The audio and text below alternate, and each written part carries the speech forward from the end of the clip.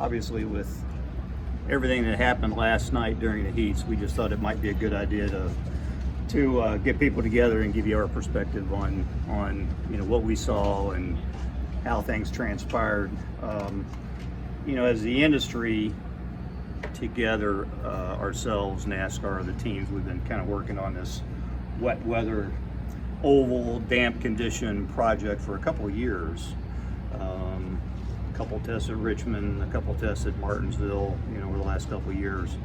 And I think if you look at what happened last night, I think you can very clearly say the objective was met.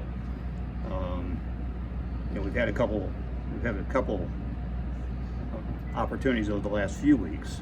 First back in Martinsville with the trucks, and then last night with the Cup Series. So I think we proved we can get races started and maybe earlier than we normally would. I think we've also proved that we could probably race in conditions that I think historically have said we wouldn't race in on the oval tracks.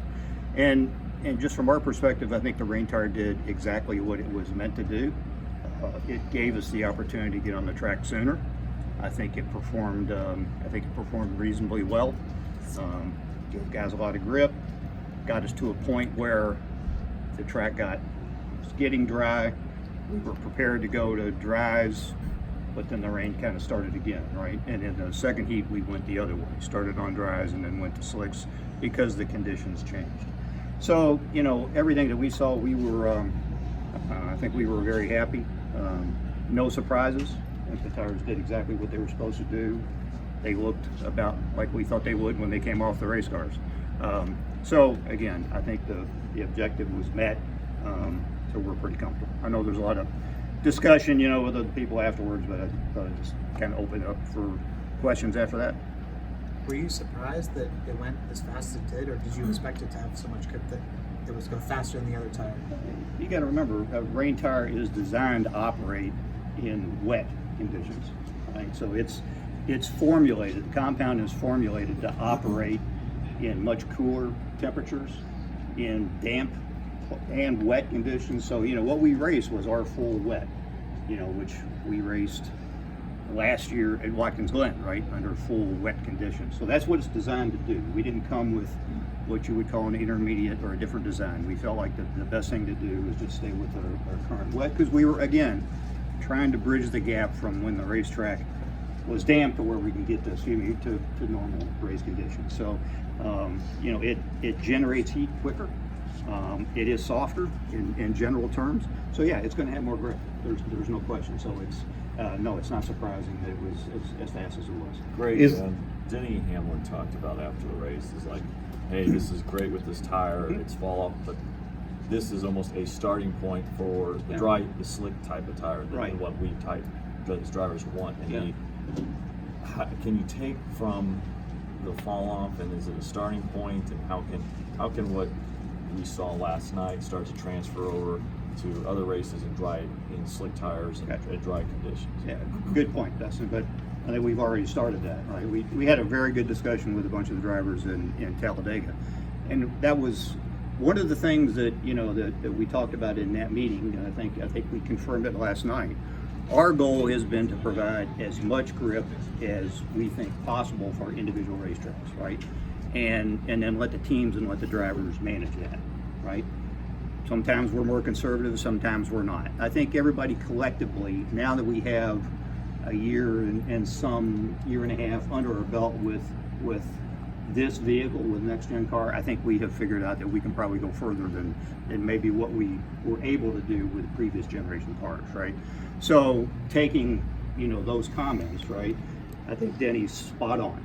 And we went to Loudon just a few weeks back at the end of April and tested, and that was exactly our goal. And that's exactly what we're taking back to Loudon after that test. We're going significantly softer on both sides. All the drivers at the test felt like it was a big gain, felt like it was definitely in the right direction. So that's what we're going to race. Is it enough? we'll see, right? But I think it's a good step, and then we'll continue to build on How that. does So I that- think his comments are spot on. How does that New Hampshire tire carry over? Because if I'm not mistaken, that typically is run at Richmond and Phoenix as well. So that seems like you're setting up for something maybe for the championship race potentially. No, that may be a tire that we run only at Loudon, right? So I think that's, the jury's still out. The tire we're running here is the same tire we ran at Richmond and Phoenix. So we just felt like Loudon, can require something softer. And so, we wanted to go with the new package, the new short track package, and test there. And so, that may only be a Loudon tire. It doesn't necessarily say we're going to do that for, later in the year. Would it be fair if the first heat would have had wet weather tires and the second heat would have had the regular tires, giving more advantage to those in the second heat to get practice on the regular tires in preparation for an all-star race? Thank goodness, I guess Mother Nature took care of that. But would that have been a challenge or unfair, or do you know? I don't know. I don't think I'm the best judge of what's fair and what's not. Everybody had the same opportunity in each heat, right? And if they were different, and that's part of racing, I think. What are the things that you look for when you're talking about designing these tires, and the Loudon tires specifically, Yes. but and going forward to other tracks? What are the things you look for to make the tires better, to make the drivers happy, and to get Goodyear happy with the performance? Again, I think it goes back to that kind of philosophy, that policy is try to give them as much grip as possible, so that they feel like they're like it's racy. They got plenty of grip. They can move on the racetrack. They can move around guys. But very clearly also a goal is to create that fall off, lap time fall off over the course of a long run.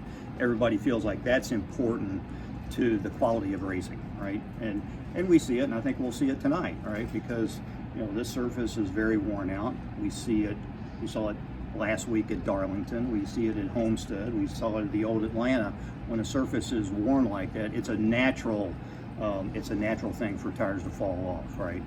And tire management is key at those kinds of racetracks. And I think that's the kind of thing that the guys would like to see. I think the teams would like to see at most every racetrack. So that's really our goal.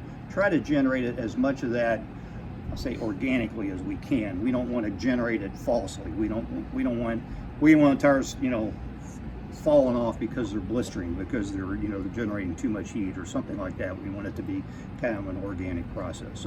So that's that's our goal, is provide a good level of grip, and at the same time hopefully we can generate tire wear and fall off to create that quality of racing. How long would you want those rain tires to last? Like yesterday, it was probably about 33 laps was a good number. So I guess the question is, like, if you got in a race where it's like damp all day, would there be enough rain tires to run? Not here, but like, let's say you go to New Hampshire. Could you run a full 300 lap race? Would you have enough rain tires to do it, or is that not the design? That's not the goal. The goal is to get us to a point where it looked like we're trying to finish up drying on the racetrack. We can get to that point and then go racing on dries. It's so dependent on the conditions, how much rain is there, how much dampness is on the racetrack. There's a lot of factors that would come into play to say how many laps could you go. What are you running at Gateway? Pardon? Do you know what you're running at Gateway? Same tire that we're running here, Richmond, So and same tire that we ran last year. And my question, just an overall big picture question, as NASCAR goes methodically through these changes, and some of the teams are saying it's not coming quick enough, do you kind of have to go in step with them and kind of, solidify your partnership to make sure we're putting the best rubber on the cars that we can to keep up with the changes NASCAR is introducing? I think we always do that. I think our partnership, your relationship with NASCAR is probably as good as it's ever been. I think the partnership, the relationship within the industry is probably as good as it's ever been. I think there's a lot of open communication. Us being part of the discussion in Talladega, I think, is a good example of that, right? So we can hear directly from those guys. So I think it's up to all of us to kind of try to move the ball wherever we can. So the only way we're going to do that is working together. So we stay on top of it. How do you see the product on the racetrack right now? I think overall it's good. Right? I mean, there's hills and valleys, but overall, I think you know the industry's done a very good job with this car. How much water is too much water for these tires?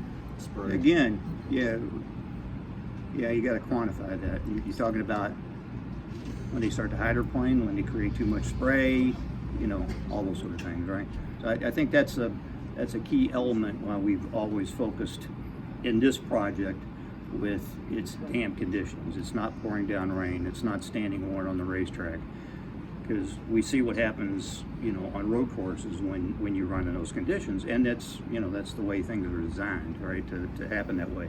But when you have cars running as close as they do on the oval, then I think those conditions are different, right? So you have to be cognizant of that.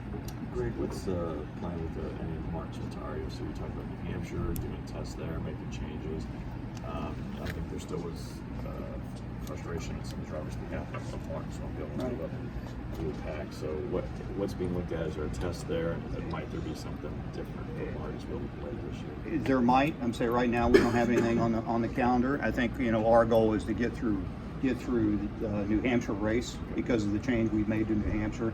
Let's see what that step does for us, and then we would go from there. But certainly, different animal, you know, concrete corners, just, you know, different situations. So with the New Hampshire tire, how much of a fall off? You talked about being a lot softer, which, you know, I'm not technical, so I don't know what that means. How much difference is it, or is it how much of a fall off did you see? I know that was a green track, so it's probably not as accurate in one sense. But what are you expecting when New Hampshire things go? We saw about, you know, 1.5 more times fall off than what we saw historically there at New Hampshire. So again, conditions are different when we go back there in you know, summertime in July versus, you know, when we tested the end of April. But, you know, directionally, we saw more wear, we saw more fall off. So, you know, we kind of look at it in relative terms and say, okay, we made a significant gain in both those areas, so we felt it was the right thing to do. What would be the message? What would be the message that you want to communicate? What would be the message you want to communicate to the fans about the rain tires? You know, what kind of questions or whatnot that you're like, hey, you saw it once. You know, a lot of people would like to see it again. I think the fans had fun with it. What's the message? I think we're prepared to do the same thing we did last night, right? And I think, you know, the conditions were such that everyone felt that, you know, it was the right thing to do last night, and I think it worked extremely well. So I think given conditions like that again, I think, you know, everybody has a lot more confidence than they would have a week or so ago.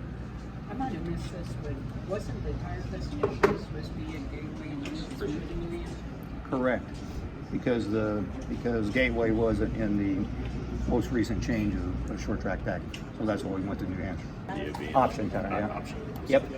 Obviously, like other racing series, some people would say, look, you know, they don't feel like it's as effective in other racing series, but it's something that's accepted. Yeah. Obviously, you're taking steps now. We're trying to adjust the tires. Could it ever lead back to that, or did that experience a few years ago pretty much put everybody off the idea of an option tire, especially with as many road courses around on the circuit, where maybe it could be feasible from a production standpoint? Or to never say never, right? Well, but right now that hasn't been put back on the table. I think you know, we'd have to make sure that we understood exactly what the objective is. How much difference did we want? If you recall back at the time we did that, you know, we were targeting about, you know, 3.5 tenths, which is exactly what we saw during practice in the daytime. Yes. Then we go to night, and then it all kind of levels off, right? So I think, you know, we have that understanding, so we just had to be a little clearer on what exactly we're trying to accomplish. When you talk about fall Thank you, off, Greg. what is the ideal amount of fall off? Because they complain one way, and then it's not enough, and it's too much, and what are your parameters there? I think it's so dependent on, you know, on the racetrack, right? If it's a, you know, obviously if it's a shorter racetrack, and, you know, you're going to lose a whole lot more time if you come in and pit in order to change tires, you're going to deal with fall off, right? And that might be 2 seconds. But at Darlington, it's 3 seconds, right? So everybody sees the value in coming onto pit road, taking 4 tires and going out and picking up 3 seconds a lap. And they know that as soon as that first guy comes down, everybody's going to have to do it. So I think it's so dependent on track configuration, track length, and just overall conditions, right? Where you're running on the racetrack, right? All those sort of things. But I mean, I think everybody's goal is, 2 seconds, 2 seconds, 3 seconds, somewhere in that range. I think if you look at the racetracks where people say, tires are so critical, the Darlingtons and the Homesteads, Fontana, right? You're in that 2.5, 3 second range. Okay, thank you. And Yeah. I thought it was interesting that the Cup cars kind of do their debut with the wet tires here. Yeah. And this was also where Goodyear introduced the radial tire. Absolutely. I thought that was interesting. Yeah. And both were 0 stagger.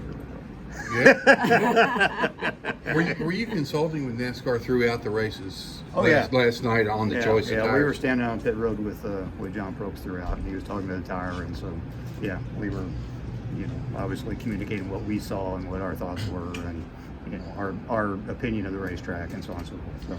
So I can say it was very much a collaborative effort. Cool. Yeah. With the surface here being so much older than anywhere else on the circuit, how much of a challenge did that provide in deciding on a tire? One of the things we did was come up here and scan the surface. Right? We have the ability to scan the racetrack surface, which we did, and by comparing that to other racetracks, we figured it was somewhere between the old Atlanta, which I've referenced a couple times, and the current Darlington. So we knew kind of how abrasive it was. So we kind of knew what ballpark we needed to be in. Yet we still brought a lot of different combinations when we came up here and tested. So, and then you just rely on the data and driver comments as far as where you land. All right.